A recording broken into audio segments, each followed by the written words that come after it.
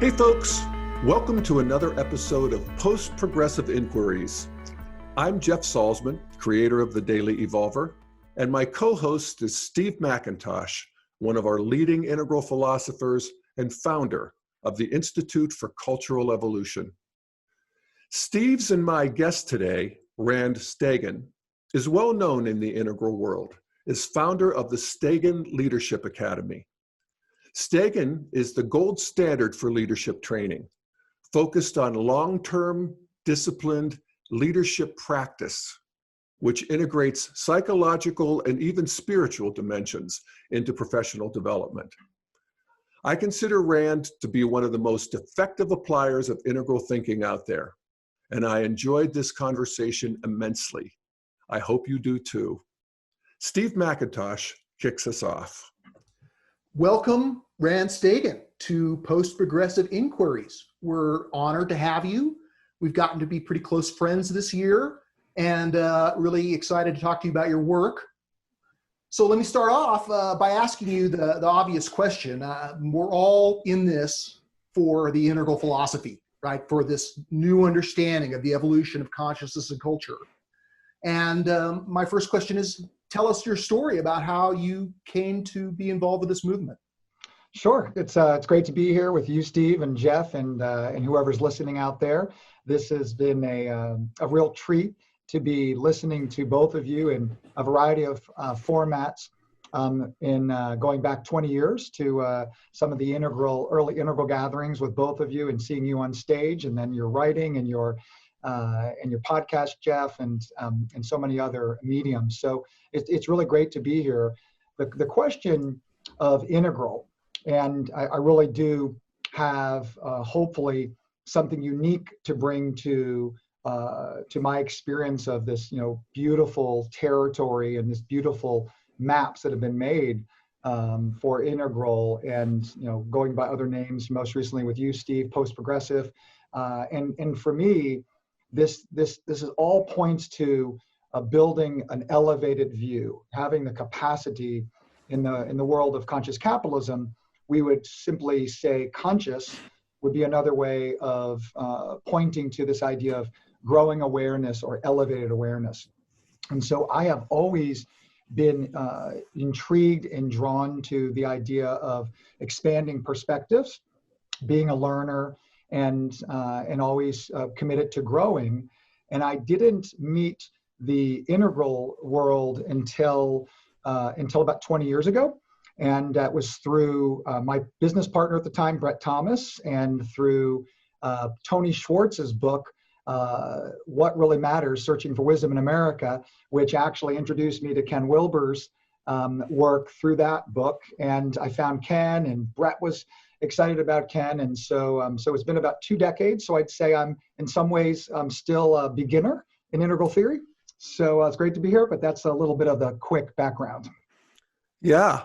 And would you say that integral theory is, it's sort of knitted into what you do at Stagen, right?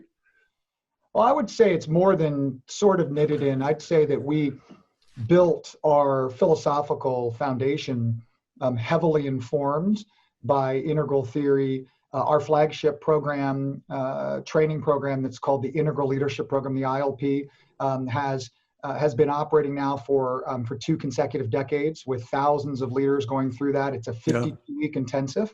And so, Jeff, I'd say more than slightly knit it through. It's foundational. Yeah. How does it show up? So we have these levels of development stages that we see, one growing out of the other. That's tough to do when you're dealing with groups of civilians. Yeah. How do you deal with that? Well, so when you say, how does it show up? Give me a little bit more of a specific context. That would be helpful. Well, if we're talking about working with people and identifying, I don't know if you do this, and maybe you don't, this is maybe the question, but how do you deal with stages of development? Yeah. And do you identify that as being a vertical thing, or what's the skillful means of working with this without some of its more scandalous claims? Sure. Yeah, we would assert to our clients, which are senior business executives, mostly in corporate America. That's sort of our specialty is executive development for senior leaders. A lot of CEOs, a lot of entrepreneurs, and what some of your listeners may know as the C-suite, sort of that top tier of leaders. And we introduce in all of our programs, both in our undergraduate offerings and our graduate offering, the idea that development happens in two dimensions. There's the development horizontally, which many people listening are familiar with, and the development of vertical.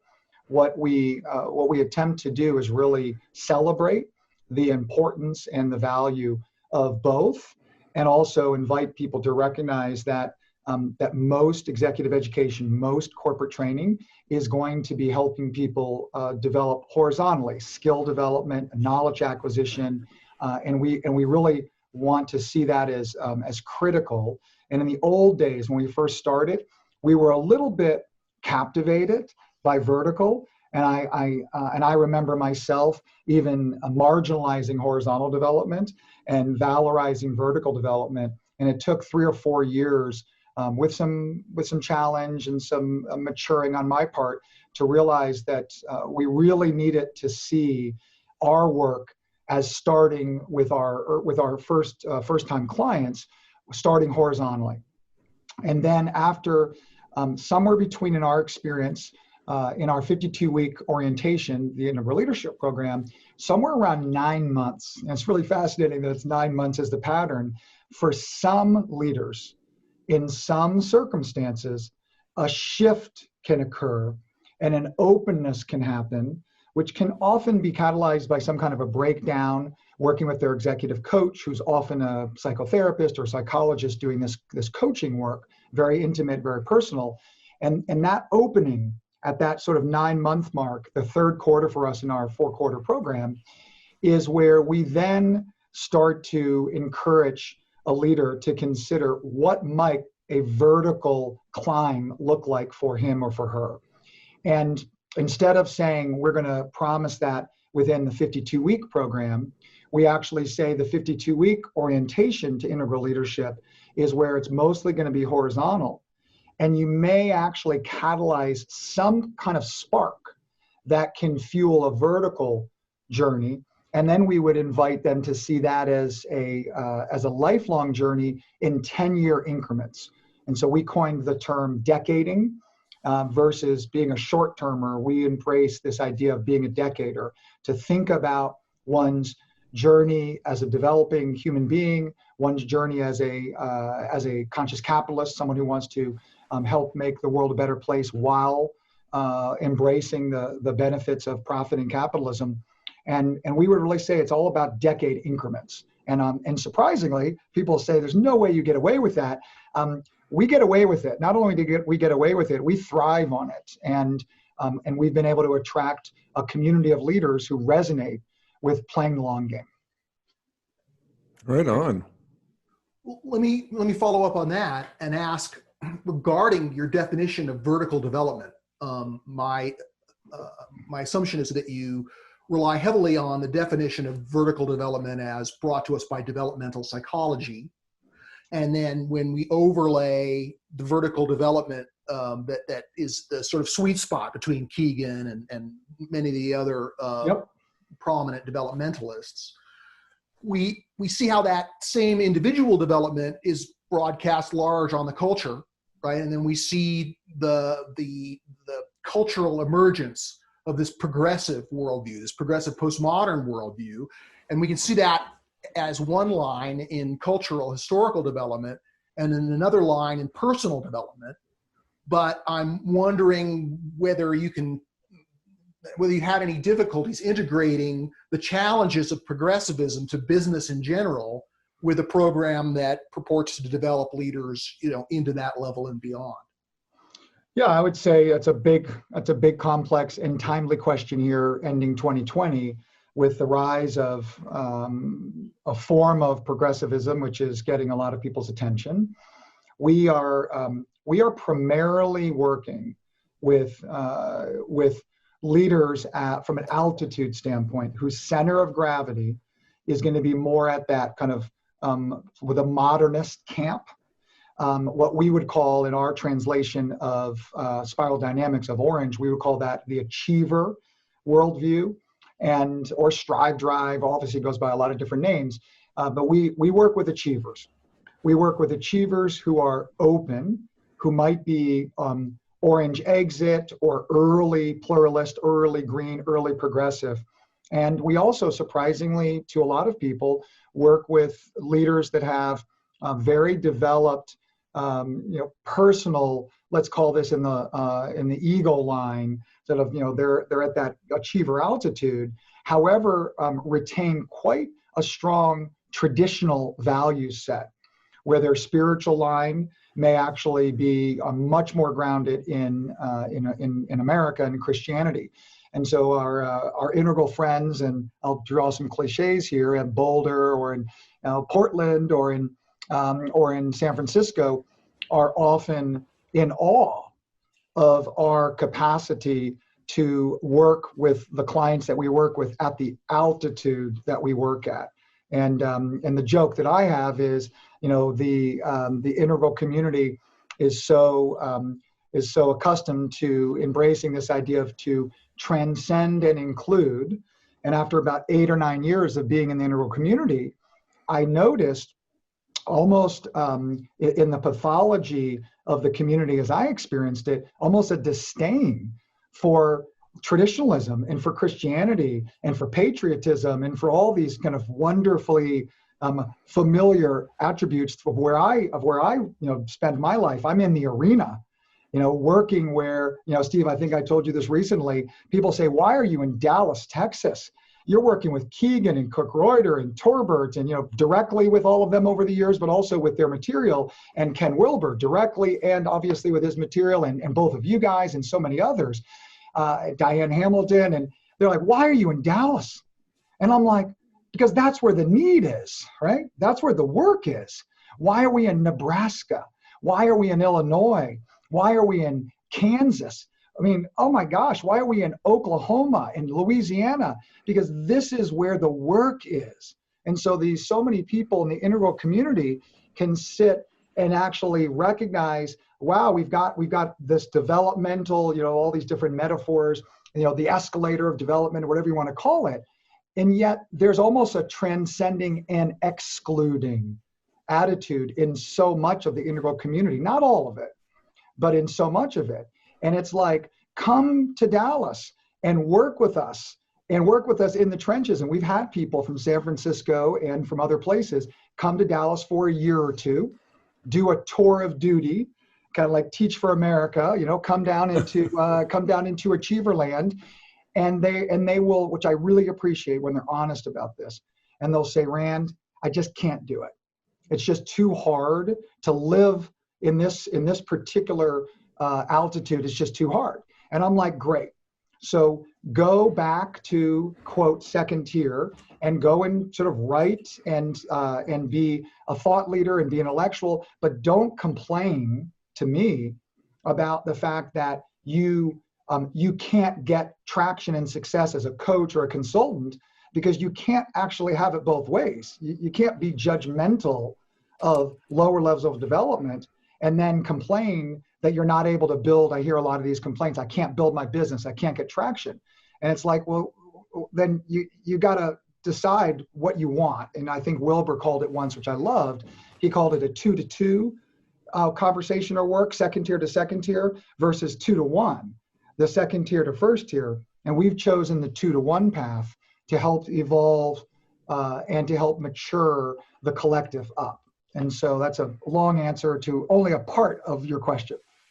That's a good answer. When I think about how integral is coming on in the world, in some ways, what you're talking about, that people who have strong resonance with traditionalism are competent and excel in the rational modern world. And most people, to the degree that they're successful in business, they're adequately green, in the sense that nobody wants to discriminate. Everybody wants everybody to have a fair chance. Everybody sees the marginalized karmas and so forth. And so in some ways, these people are better candidates for integral than people who are completely identified in green and postmodern, which a lot of integralists are. I was, in a way, neck deep in green as I sort of tried to poke my head into integral. Yeah. So, this is sort of another way of getting there. And I think what's critical is what adequate green means. And that means that you can't be too gripped by the previous two stages. I mean, they can be there, but they can't be as gripping as they were in the sense of being exclusive.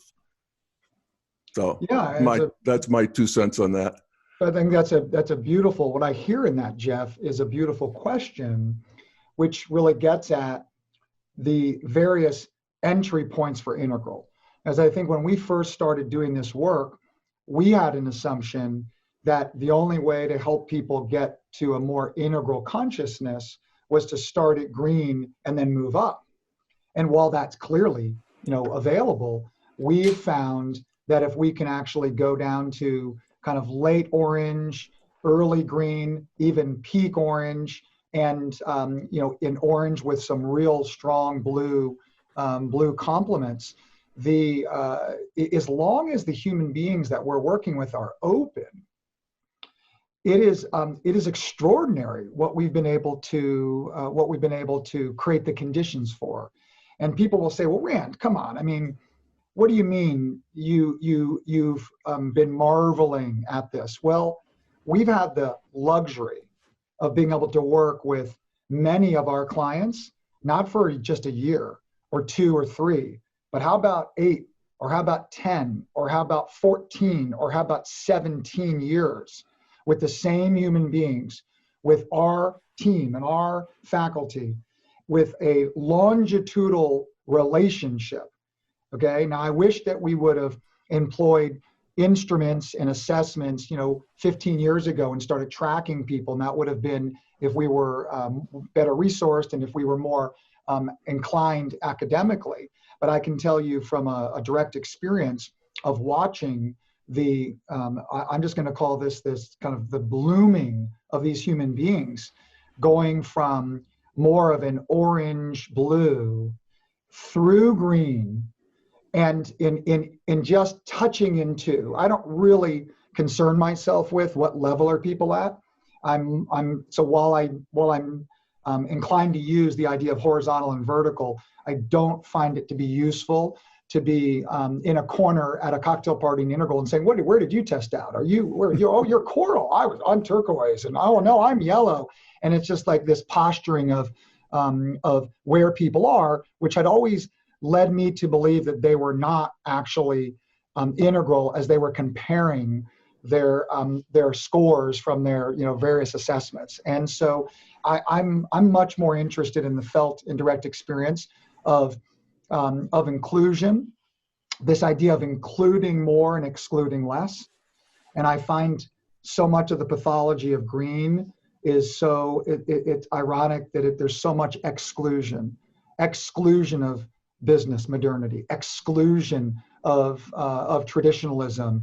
And I think we're seeing in the most extreme cases, which is more radicalized, with what's happening around Black Lives Matter and other very well-intentioned and I think important movements that are anti-police, defund the police, and anti-business and anti-capitalism. I was on a call last week, and I was with a bunch of progressives from the coast, and I'm probably the sole the sole person who is not right now just fully captured by the progressive narrative. I hope to have access to it, but I don't feel completely captured by it. But this group was about 8 or 10 people on Zoom captured by it. And there was this incredible criticism of the business and income inequality. And it was just an attack on business. And then just a few minutes later, there was a celebration for the fact that the vaccine has come out. And I'm sitting there going, do you see the contradiction? I said this to myself. Do you see the contradiction of this disdain for science and modernity in business and capitalism and innovation, yet this like embrace of how fast we got a vaccine out, which is the marvel of modernity. And of course there's shadows and there are people who are exploiting at the margins. But I'm trying to find ways to always, when I'm at my best, to try to integrate all of this. But I'm curious, Jeff, now question back to you. How does that land and what comes up for you when you hear that? I think you're right. I think I'm curious about, you're at the cutting edge of business. I was in business, 30 years ago. And I think I was at the cutting edge then, actually, in Search of Excellence and Tom Peters. Yeah, but yeah. Here you are now. And not only with your, Stagen leadership, but also with Conscious Capitalism, which is a large group. This is the groups founded by John Mackey and, 1,000 seed level, or, what are they? Oh, I would say for Conscious Capitalism, so for context, Stagen started in 1999 as a leadership academy. And then I was very lucky in 2008 to be invited by John Mackey and Kip Tyndall from Container Store. They were hosting a gathering in Austin, Texas, where John is based, and where Kip and John went to school together. And that was the first gathering, the quote unquote Conscious Capitalism gathering. And I never left. So I was very fortunate. I was lucky to be at the right place at the right time. I was one of a handful of founding board members of Conscious Capitalism, the global nonprofit. I was the first chairman for the first 3 years with John and Kip and Raj Sisodi and others who were and continue to be great mentors of mine. And that movement, Conscious Capitalism, globally, we have chapters now in markets large and small across the United States. In each of those chapters can have, at their local events, can have 50 to 500 attendees. So I would say the number of senior executives who are involved in the movement is thousands to tens of thousands now. Yeah, so wow, that's a significant cultural movement. And growing. Around being more conscious in capitalism. Yeah. Around being more conscious, and surprisingly, we do really well in Central America, South America. Brazil has a huge chapter, in some ways that rivals the Americas' participation. Australia, Europe, we had a European conference a couple years ago with multiple countries gathering. And so there is something that's sort of up, obviously. And I don't want to make this about conscious capitalism. That's just a label. This is about there's in the zeitgeist, especially in the business world, there is this hunger, I think catalyzed by the millennials and their demand for a more inclusive kind of win-win-win, impact, purpose orientation. But one of we're in a group called Imperative 21, which is a coalition of what we would call fellow travelers. And so many of the listeners are familiar with B Corp, and that movement, which we're strategic alliances with. We also are in relationship with Just Capital, which is another group. There's also Inclusive Capitalism, which is associated with the World Economic Forum. Leyland Rothschild and the founder of Salesforce, Mark Benioff, is very involved with that. And then finally, the B Team, which is Branson's group. And so we started to come together officially about a year and a half ago. And so I don't want to make it about conscious capitalism. Mm-hmm. I want to celebrate that there's something happening. Yes. That there's a momentous shift about to, I hope, pop. And these are all maybe early indicators. Great. Well, let me follow up on that and say good work. One of the things that we're in agreement about is I would say that we're all pro-business, even though we recognize that there's still plenty of ways that it can be improved and plenty of ways that there are bad actors in that context. But the idea that the business can be a force for good in the world, and indeed there are all these positive signs that it's becoming a greater force for good, and looking itself in the mirror and say, how can we be more conscious? These are all fabulously positive developments, I would assess.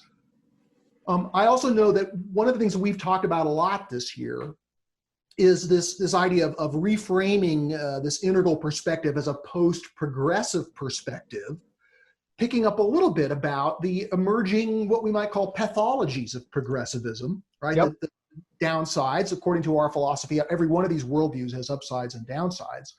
And there are now, in response to some of the events of 2020, voices, strong voices in the pundit sphere and the commentariat, taking a stance of extreme anti-progressivism. And one of our challenges is that we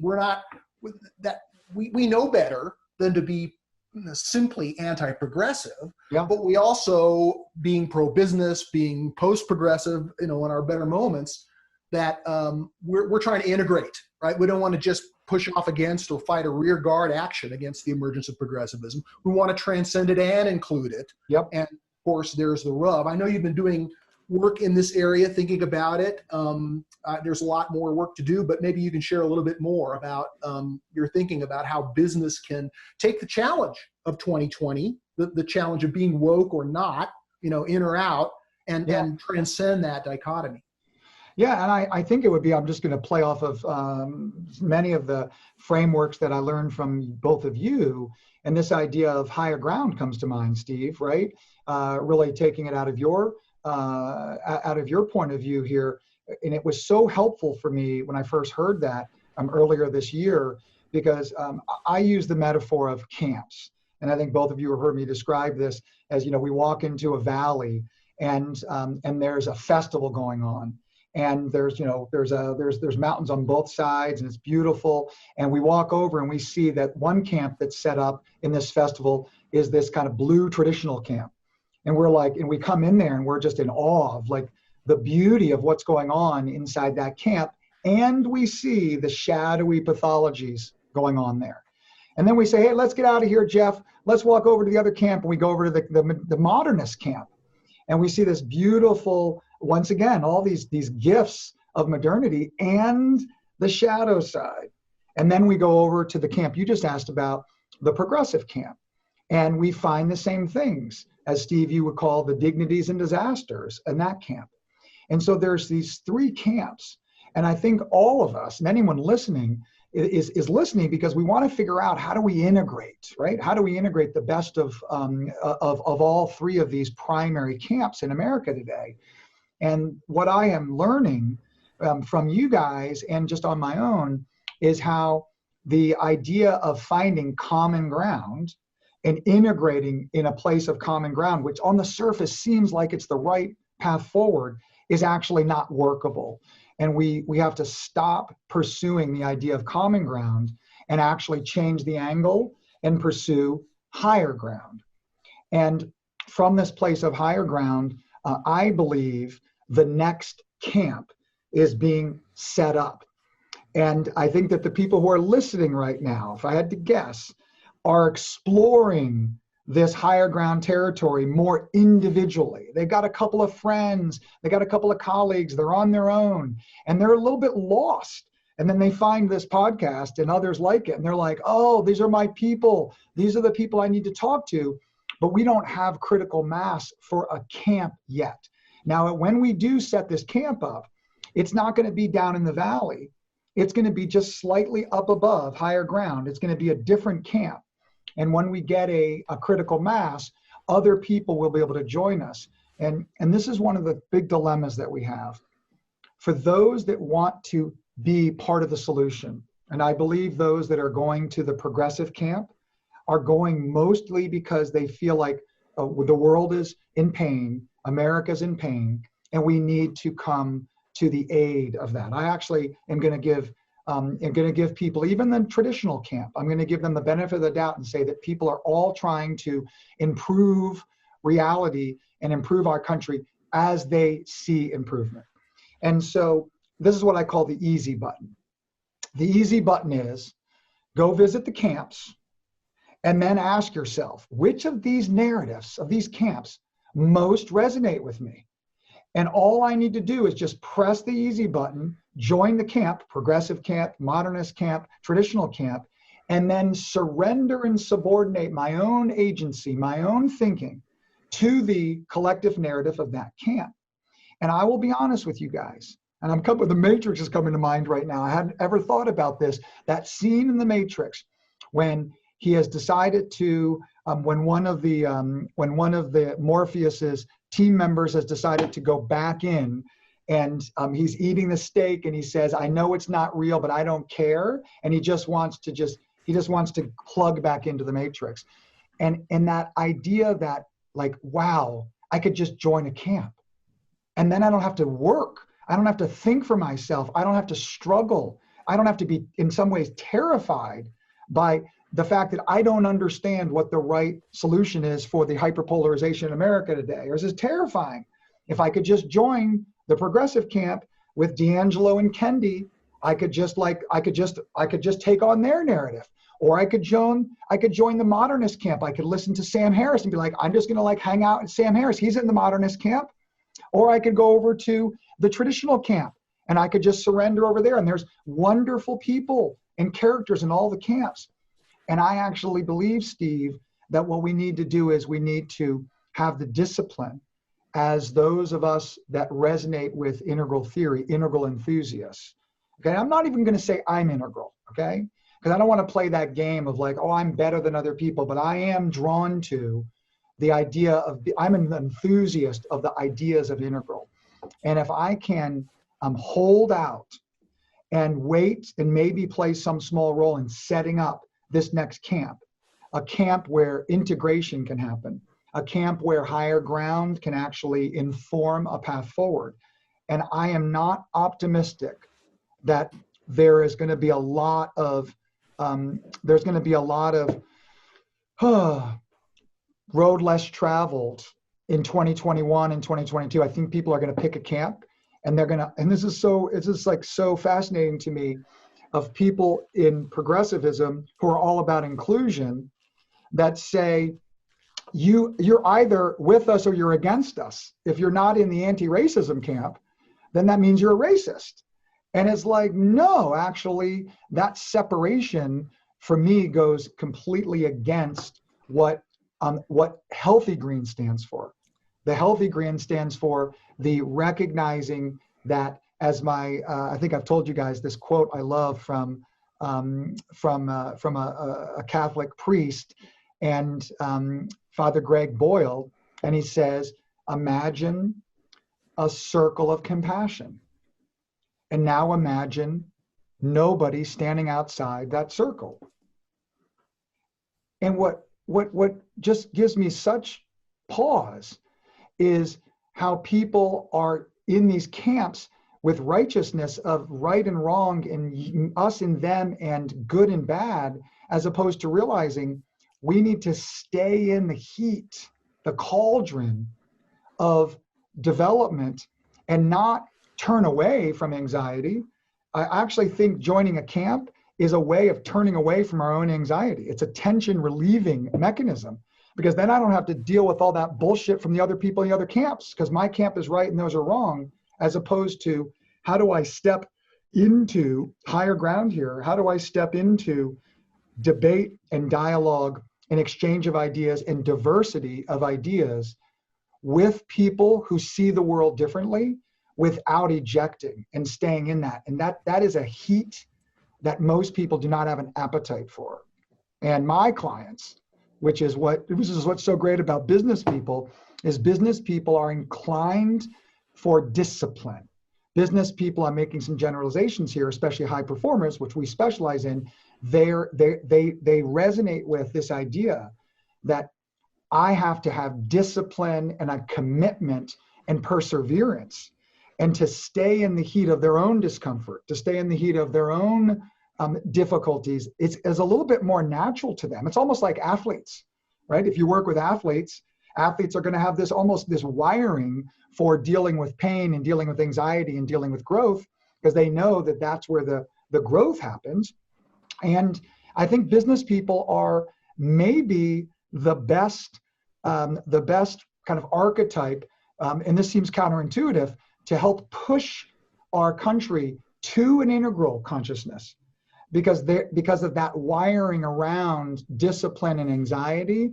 And our clients are pushing into green and they're experiencing their own discomfort with, we do somatics work and we do feeling work and we do things that are just like, if our clients knew they were going to be working with therapists, they would never sign up. They're like, oh, I'm going to work with Stagen Leadership Academy. I'm going to be assigned an executive coach. And yeah, the executive coach is an executive coach, but many of them are psychotherapists and psychologists. And by the time our clients figure that out, they're like, you tricked me. And we're like, yeah, we did. We tricked you. We wrapped a bunch of candy on the outside of the medicine, and we told you we were going to help you get more done in less time. Check. We were going to help you delegate. Check. We were going to help you prioritize. Check. Did we deliver all those things? Yes, you did. Okay. And after that, then we actually earned the right, our team, we earned the right to do what we really care about, which is the deep inner work of development. But you don't get to do deep inner work with powerful business people. And we work also with some politicians. We also work with some spiritual and religious leaders that run large mega churches that are the senior pastors, mostly business people, but we work with power. And for people who are listening right now who say, I understand that one of the most important catalysts for transforming a society is for the transformation of those in power to happen. Either that they get, it happens to them, they get a revolutionary, right? Or it's an evolutionary shift. We've chosen as conscious leadership says, conscious leadership is an inside job. So if you want access to the armored, powerful human beings running things, you gotta actually earn it. And so we earn it with results, and then we get inside, and then we can spend a decade or two, or hopefully 3 or 4, helping those people evolve and unfold from the inside. But I'm just unapologetic about this. We're all about Trojan horses, and we're all about, playing the game and speaking into people's listening, to going down the developmental spiral, going into those camps, and respecting and honoring where those people are, meeting them where they are, as opposed to demanding that they meet us where we are, because that's not higher ground leadership at all. Wow, well put. And I'm learning this from you guys as much as anything else. So I'm like super grateful that I get to talk about this. Well, Rand, I love your visualization of the 3 camps and going up the hill and having higher ground. And I thought you put it very delicately about the shadow.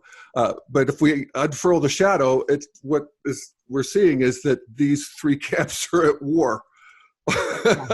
And they're certainly a war of words at this point, which is progress itself. And yes, business is the crucible. It often is, it turns out, because business people actually have to deliver. A lot of, theoretical thought comes out of academia, and it doesn't, its job is to think. Yeah. And then you get this big, encounter between, well, right now it's between traditionalists and green postmodernists at work, I'm assuming.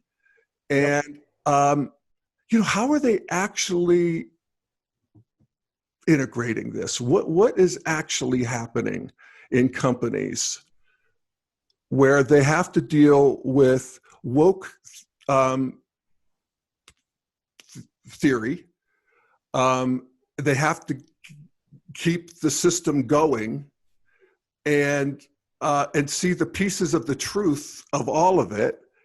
And, it seems like, like you said, it's hot in there. And what are we actually seeing? Well, I think we're seeing the sort of beautiful adapting of business. And I think some businesses are going to adapt and some businesses will not.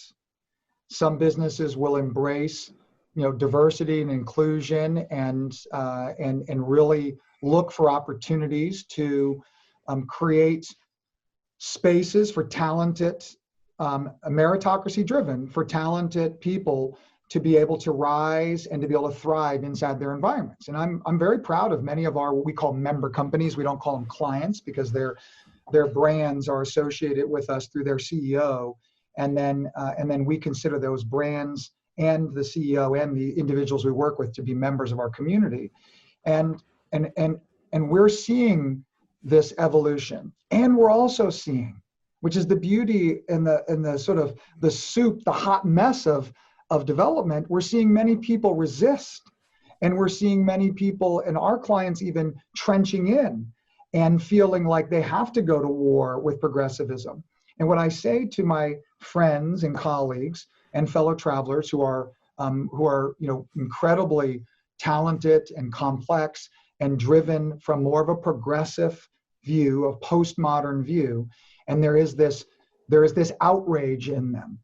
And I'll say to them, what do you want from me? Okay, I have access to directly hundreds of CEOs across North America that I can just pick up, and I don't take this lightly. I can just pick up and call on a Friday night, and those CEOs will often pick up if I call because it's a weird time to call. So I have my team. This is not about me. I have an amazing faculty and a team, but we have access to power. What do you want? I say to my outraged progressive friends, my social justice friends. And they say, I want you to be more outraged, Rand. And I say, you want me to be more outraged so that in service of what? In service of, and I've heard this from multiple people, not just read this in an article, so that we can dismantle the oppressive system of business. And I'm like, that's a stupid idea. Okay? You're asking me to go to people in positions of power and influence so that they can actually get dismantled. They're not going to let go of their power. And I told one of my colleagues this, unless the United States government, anything could happen, unless the United States government seizes assets and does a redistribution of wealth. And we're talking about like taking people's property, taking their money, taking their wealth and resources and redistributing it. You do not want to poke at these people. I know these people. I work with these people. I am intimate with these people. You do not want to poke at them and tell them that they are evil human beings, and that they are white supremacists and racist, and that they are supporting a country. I'm going to go extreme here and hyperbole because I hear these things. That the United States is irredeemably racist, sin-filled country. These are people who love this country. Yes, they love this country because they were taught a partial truth, a heroic truth of America. And yes, those same people need to understand that partial truth of America needs to be expanded, and they need to see more of the ugly part of our history as a country. But that does not mean that they were taught a lie, and that does not mean that they are supporting an evil entity called the United States. But yet, on the extreme, Steve, as you're talking about this radicalized, this anti-racism, I'm going to use that as a proxy attitude, which isn't just anti-racism, because I believe that the anti-racist radical community believes that the mother of racism is capitalism. Okay, if you think about the idea of Beowulf, it's not the monster, right? That was the problem. It's the mother that birthed the monster that's the real root cause. And it gives me great concern that there is an attack on racism, and that some people are actually using that as a way to get at what they believe is the real root cause, which is capitalism, which is the basis of our free market and our democracy. And so I'm not going to go to our stakeholders and say it's time for you to get dismantled. I will go to our stakeholders and say it's time for you to get uncomfortable. It's time for you to feel a sense of pain, a sense of anxiety. It's time for you to learn things about America that you never were exposed to when you were young. And that's a pain that they need to have. I don't want to insulate them. And this is called the emotional off-ramp. Rand, you just want unity. And what you need to be outraged. And I'm like, actually, I want the healthy part of outrage and the healthy part of unity in that polarity. I don't want to fall prey to the pathology of either side. And that's another beauty of higher ground. not only can we use higher ground metaphorically to speak to the verticality of the spiral, we can also use higher ground for those that are familiar with polarity mapping, and we can see the polarities everywhere, and we can see the higher positives of both sides of a polarity as higher ground also, and try to minimize the lower shadowy negatives, the overused of each side of the polarity. So I love, as you guys know, higher ground as a big idea for our camp that we're setting up right now in this conversation. Yeah. Wow. Well stated.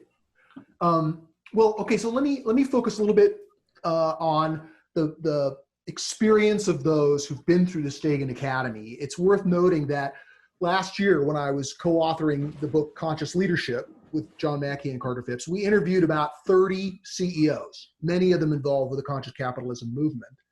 And the ones who had the best stories, the ones who were most inspiring to us, were the ones who had been through the Stagen Academy. And they were like evangels for vertical dimensional growth.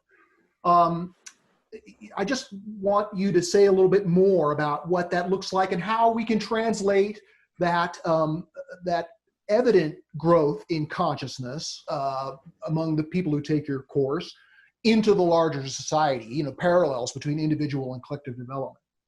I mean, I think that what's most important about what we are learning to do, like I said, we're 20 years into this, what Wilbur, I think, playfully described, I didn't hear him say this, but playfully described once to others as that experiment going on in Dallas, right? We have this little experiment. We're 20 years in. I can see another 20 or 30 years. It gets a little bit fuzzy after that, but I can feel that in my body that we're really still just getting started as an organization ourselves. And what people often ask is, Rand, how are you able to, you and your team, how are you able to create the conditions for such consistent stories of transformation? Okay. And I'm going to say it's all about practice. Okay. I use the word discipline. It's all about practice. And people are like, what do you mean? Well, you can't just read books and watch videos and just absorb. You have to put the ideas on the ground and practice with them, and use, as Keegan would say, use a combination of challenge and support, and create what we call a container. So whenever we have cohorts typically of 20. We have a variety of different programs, the Integral Leadership Program being one of them, our Advanced Leadership Program, more of our graduate, and then several others. And in all of our offerings, we have a set of design principles, product and service design principles. And at the foundation is a sacred declaration to the nature of this work.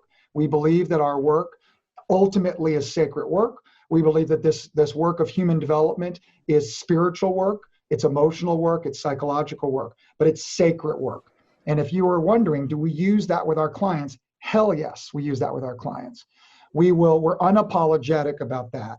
We didn't used to be so explicit, but thanks to the millennials, we can be much more explicit around purpose, impact, meaning, and even spirituality, assuming we define it as a spiritual person, we would define, feels that they are a part of something bigger. And they can be spiritual in the context of religion, with God. They can be spiritual in the context of nature. And they can walk out into where you all live up in Colorado and feel like I'm a part of something so much grander and bigger. They can even be spiritual in the context of the cosmos and just realize that we're so small in the context of what is beyond our earth. And so, yes, the work is spiritual. And as spiritual work, it requires an environment, Steve, culture, right? A culture, an environment, and a peer experience in which people are challenged by a coach and by each other, and also, when necessary, supported by a coach or by their peer group, because there's always a peer piece. We don't do anything in isolation. We don't have apps. We don't have self-directed programs. Every program is experienced within a community space. There's always two or more, okay, are gathered, as we would say. And those, and so that piece is, there's a we piece and there's a practice piece. And Steve, what our colleagues that have come and visited us from around the country and say, we want to be able to replicate, because I'm open source about all this. You want to learn how we're doing it, we'll teach you how we're doing it. And then we teach people and they're like, I don't want to do that. It's too hard. And I'm like, yeah, you don't want to do that. And America wants to figure out how we can get healthy. And the reality is we already know, with some exceptions, we already know how our country can get healthy. We can start to eat well and exercise. No. I don't want to hear that. America doesn't want to hear that. We want the silver bullet. But the reality is that we already know, with exceptions, there's medical exceptions out on the margin, but we already know how our country can get physically well and physically fit. We don't need any more research. We don't need any more white papers. We need to do what we already know how to do. And my corollary, Steve, is we already know how to wake up humanity. We already know how to help humanity become more conscious. We just have to do what we already know how to do. And this is about practicing, and this is about practicing with others, and about being in that cauldron of support and challenge and staying in it. And I think the most important thing that we do that is unfortunately an exception in the corporate training space is we think about everything in 1 year and 10-year increments. The shortest program we have for a new client is a 52-week intensive. But Rand, what about the 2-day program? I'm not in the entertainment business. I will not be complicit, okay, with pretending that development and training is happening in an event. No matter how good the event is, no matter how great the people are who are teaching it, or how eager the students are, development happens through time, and development happens with practice. And it's like, people are like, well, we don't like that, Rand, because we want the quick hit. And I'm like, too bad, okay? That's why we don't work with public companies for the most part. We have a handful. We work primarily with private businesses, where the private businesses say, we're gonna play the long game in our development. And when the public company says, we want a 2-day program to help somebody become a better communicator, we're like, good luck. Go spend the money and go entertain people and go feel good about yourself. And Steve, this is what we need more of. We need more long-term commitment, whether it's in the body, whether it's in our consciousness. And I actually don't think it's very complicated of what's the prescription. I think the implementation is very complex. And I think you've got to get, and the last thing I'll share is, we, with a few exceptions, we just don't work with an organization unless the CEO goes first. So when a company calls us and says, hey, I'm the head of HR and we want you guys to come in and work with our company, we're like, nope. Tell us where's the CEO in her development? Where's the CEO in her practice, her journey? Well, we don't need to talk about the CEO. We need to talk about the company. I talked to a Fortune 50, 3 HR people in Europe, and they said, we want you to come speak at our European conference. I was flattered. And I said, well, let's talk. Tell me about the CEO. Oh, the CEO is all supportive of this. You know, it's a big initiative. And I said, no. I want to know what the CEO's commitment was a man, to his development. Does he work with a coach? Is he practicing? What is he struggling with? What is his commitment to this kind of work that you're asking me to come and do with your top leaders in Europe? And they're like, well, no one's ever asked us that question. We have no visibility. And I'm like, I'm not interested. I don't, what am I going to do? I'm going to get on an airplane. I'm going to go out there. I'm going to be a little show, make people feel good. And then the CEO isn't actually living the very thing he's asking people to do. And I would call that an incongruence or lack of integrity. And so I'm just, at this stage in my life, and I've I would hope earned the right to be honest, but I talk this straight to people who are Fortune 500 CEOs, and we go to dinner and we go to lunch, and I'll talk this straight, and they'll be like, I'm not interested in that. And they'll often say, like, is this a sales pitch as a way to like do what's called a takeaway, where you're taking it away unless I say, and I'm like, no, there's no game here. This is you have to realize as the CEO that as you go, so goes the organization. Okay, and I want to say this again. As goes the leader, so goes the organization. And I believe that the consciousness of a leader actually leaks out in both positive and negative into the team. And then the team leaks out into the culture. And then the culture leaks out into the entire organization. And then the entire organization leaks out into society. So if we want to help business be a force for good, and we want to transform businesses, businesses don't change, people do. Businesses don't change. Okay, the people running the business and the people working in the business change. So we've got to go upstream in our experience and go straight to the top. And most senior executives who are leading organizations, the top team, do not have an appetite to look in the mirror and do their own work. They want to delegate this to coaches and consultants, and they don't want to actually walk the talk. And once again, not interested in participating and being complicit in that charade. So obviously I have a strong opinion on this. So No, that was well stated again. Yeah, Rand, I love your dedication to doing it together, and nobody's doing the self-study, and so I'm curious, how are you managing that in this age of COVID? And have you learned anything about that you might keep in terms of, I assume you've gone virtual in some fashion? Yep. And anything that might be scalable? I think what we've learned is the ability to pivot from physical workshops. Our programs always have and have always had a blended delivery where we take that 52 weeks and we had that cohort of 20, and we typically bring them to Dallas 1 day per quarter. And for the physical workshop, and then everything else is phone-based, email-based, and we have some proprietary technology to track practices. What we learned in COVID, to my surprise, is that we could pivot temporarily to Zoom to video for the workshops. Now we're going back to a blended model where people can come in person or virtual, and we'll eventually have our flagship, more high-end program. We'll eventually go back to in person. But your question of what we learned that we're going to take forward as an innovation is we have other products and other offerings that will actually be virtual, which we never had imagined pre-COVID. We never had this idea. We always thought there had to be a physical component. And now we realize that we have this optionality to be able to do physical or virtual, but some of our offerings are now going to go completely virtual, making it less expensive for our clients and making it to be able to democratize more of what we do to more people, especially cascading inside of a single organization. Because our perfect world is the CEO goes through our flagship program, and eventually the top team goes through that same program. And then we like to bring things down to the next layer of, let's say, 20 or 40. And then beneath that, we'd like to be able to go, if it's thousands of employees, down hundreds of employees who are in leadership roles, but we never had an affordable way to cascade.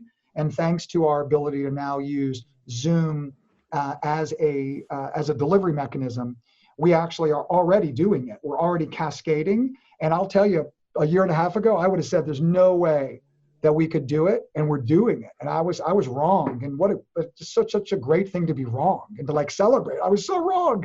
Yeah. But that would be the foundation. I think a lot of us have learned so much, and when I hear what you're doing, I feel like I'm witnessing evolution of consciousness and culture in action. And it would be, to have a technological leap into a wider global reach or scalable reach. I think that's pretty neat.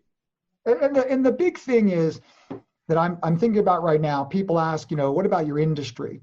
Gosh, leadership training seems to be a real luxury. And I'm like, no, actually, helping people lead in a growing time of complexity and ambiguity and challenge. I mean, I'm long on the kind of leadership we teach. I think that the demand for what we do is only going to increase, not decrease, and it's definitely not a luxury item. We've just got to be able to attract and be known to the people that are looking for what we specifically do. And I've been thinking a lot about Jeff, scale, because there's parts of scale that are very exciting to me, scaling impact, and there's parts of scale that give me great concern.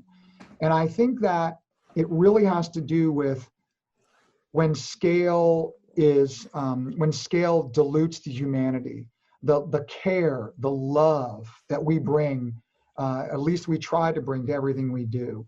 We don't just deliver products and services and then just ring the cash register. We're on the edge with our clients. We're in the arena with our clients, and we care deeply about them and the experience they're having. And it's a heart-based dimension of this work. And when I think about, Marianne Williamson, you know, the author, she wrote a book called A Return to Love. And she said something in that book that forever changed. I'm not quoting her, this is my interpretation, forever changed how I think about business. And she said something to the effect of, you can think of a business and your customers, okay? And you can think about it in one of two ways.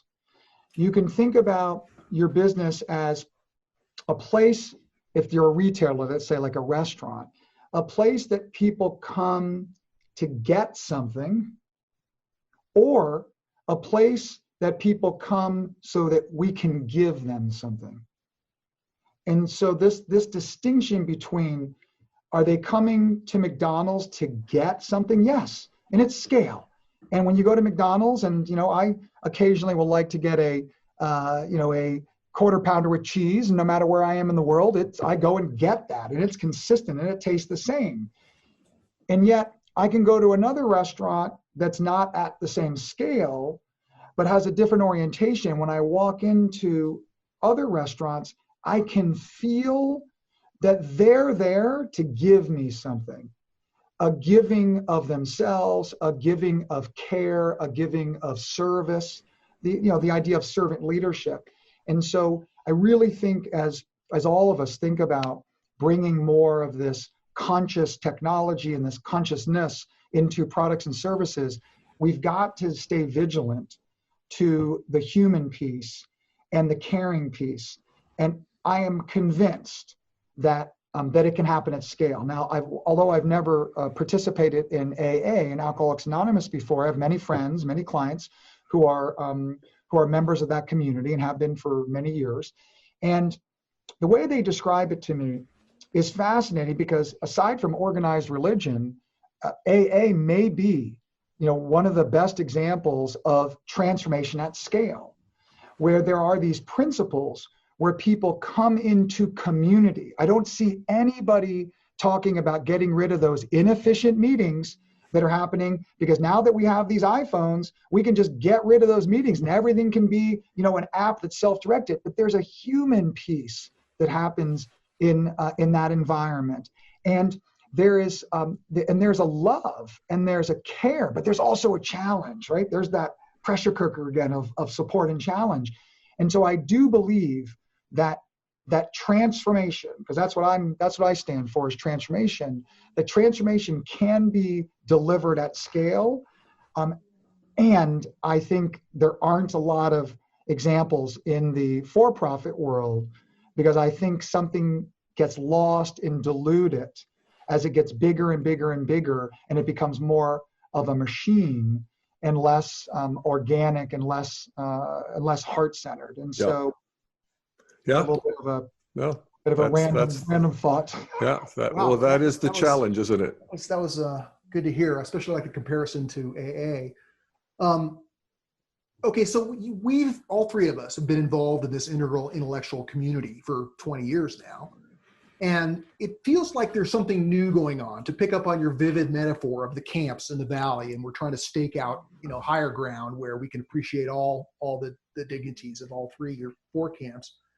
And one of the things that I think, the life conditions seem to be fresh. In other words, we've been involved with this for 20 years. It's had its ups and downs as a movement, but it now feels like we have a new opportunity. And as we embark on this new post-progressive opportunity to stake out higher ground, one of the things that I try to emphasize and return to is the need to be continuously self-critical. Right? For us to look in the mirror and say, what can we do better? What are we doing wrong? Or what are our disasters or shortcomings, or blatant ones at least? Yeah. Maybe I could ask you if you have any thoughts about that, about how we can do better here as we start in a new phase of this movement.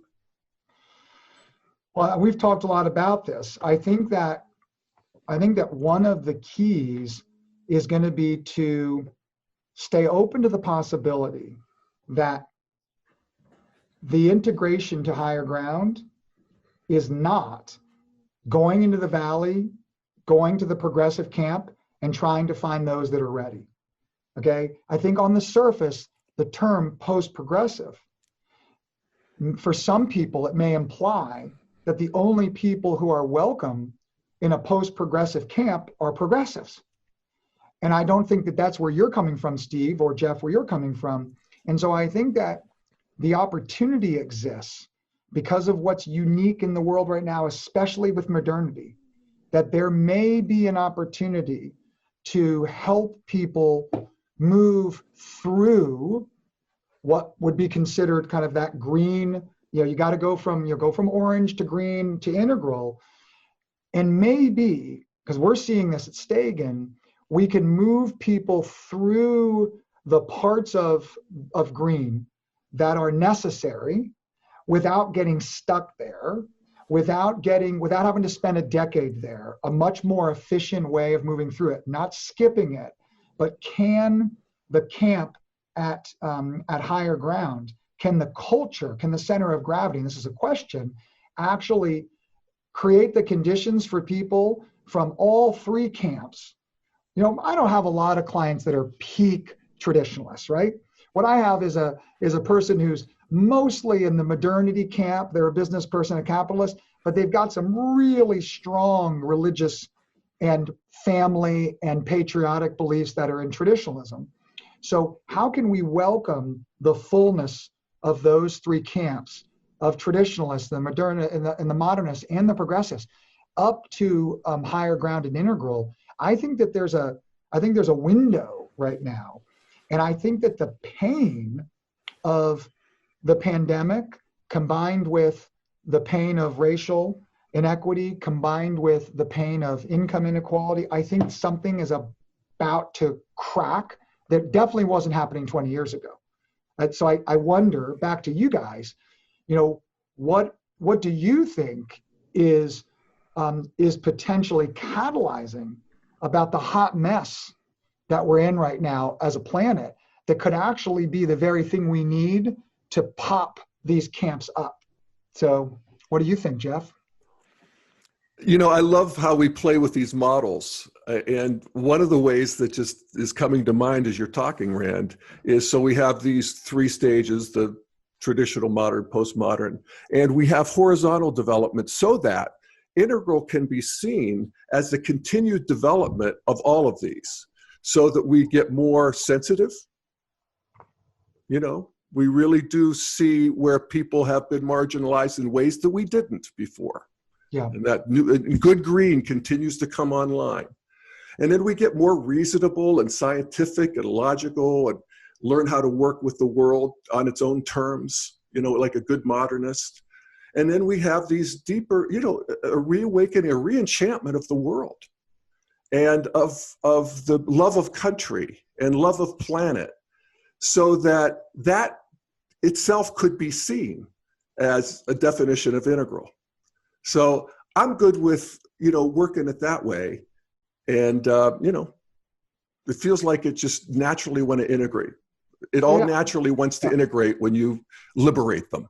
I interviewed John Mackey for my community. We had a couple hundred of our members with him right after the book that Steve and Carter and John wrote, Conscious Leadership. And what I love that John did, and he helped me gain a better understanding of higher ground in the move that he made. I had this bias to I'm up on the hill looking down on these three camps so they can come up to where we are. A little bit of the shadow of integral, a little bit of the elitism, a little bit of the arrogance. I think I was embodying that in the interview. And John, who I consider a dear friend, he just poked me and said, look, higher ground to him, he described, higher ground was, and I'm hearing you say the same thing, Jeff, meeting people where they are and seeing what's next for them. What's their higher ground? What's their next evolutionary step?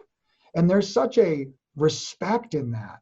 And there's such a kindness in that, as opposed to like, we're up here and you're down the valley and you need to be where we are. No, we need to go down to the valley where you are, and we need to meet them where they are, and we need to find out what's the next move for them. And if they're in the traditionalist camp and they really are seeing the world in a much more black and white way, and they really are, seeing people in ways that are not helpful, and there's a bigotry, and there's a true racism, and there is a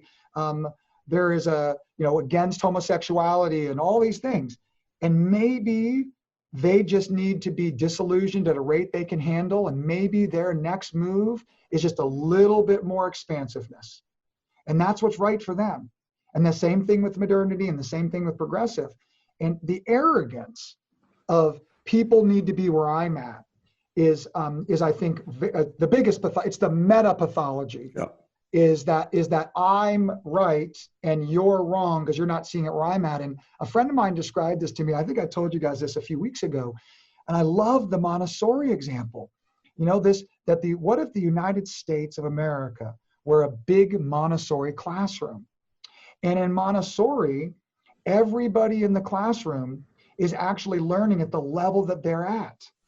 And nobody's saying, hey, this kid over here who's working at math at the level that she's at, and there are kids that are her same age or even younger who are working at a higher level. There's not a judgment of right or wrong. It's that everybody is respected and honored for where they are. And then we have a country filled with diversity where people are making sense of reality in ways that are actually relative to where they are in the classroom. And so how do we like meet them there and celebrate that? And this isn't about tolerating behavior that is destructive, right? There's still boundaries, there's still consequences, there's still what we've been calling integral discernment. We can have judgment without being judgmental. I know that's a cliche, but I think it's a good cliche. And so that's what comes to mind for me is we've got to bring more nuance, complexity, and we've got to have more patience. We are generations away, hundreds of years away potentially, of everyone in America being at green. Because if everyone in America were already at green, we'd have different problems, but we wouldn't be having this whole racism debate that we're having right now. But it's like, are we patient enough to realize that our job, if we're lucky, all of us listening, if we're lucky to have 100 years here, that in the long arc of time of 13.8 billion years of the Big Bang, that we're here for 100 years if we're lucky, and we've got to do the best we can do to progress things. But to suggest that it should all happen in our lifetime, it goes back to, I think, one of the arrogance and one of the pathologies of righteousness. Like, it all has to happen while I'm alive. It's like, no, what if we just move the ball down the field and we do our best, we work our asses off, and we care deeply, but we don't think that it should all happen in our lifetime. So that's the application of long-term decadeism, centuryism, millennialism. Centuryism, yes. All right. Well, I feel complete, perfect, and whole. That was fabulous. That was really good, man. We've been friends for, especially this last year. But to really get your download, I really do feel like I'm seeing evolution in action here. And I particularly love, if there's anything I walk away with, it's how you're knitting the sacred and the love part into what you're doing. And, that alone is a showstopper. And I appreciate your standing firm on that and holding on to that. And it's going to be ever more interesting to see the fruits of your work.